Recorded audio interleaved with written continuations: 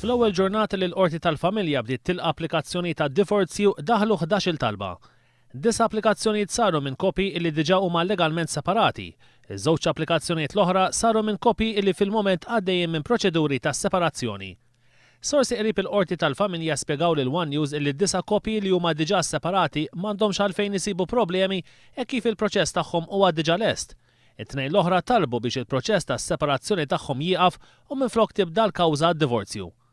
Biex jingħataw id-divorzju 11-il koppja jridu jkunu ilhom mill-inqas 4 snin ma jgħixux flimkien u filwaqt li ma jkunx hemm ebda tama raġunevoli ta' rikonċiljazzjoni jrid ikun garantit manteniment adegwat u ħarsien tat-tfal. Sas-sibt li għadda meta l-liġi tad-divorzju daħlet fis-seħħ, il-qorti setet biss tintalab tirrikonoxxi divorzji li jkunu saru barra minn Malta. Il-Qorti tal-Familja setet tibda tilqa' l-applikazzjonijiet wara li fir-referendum ta' 28 ta' Mejju li għadda il-poplu Malti wawċi jivvota favur maġġoranza ta' 53%.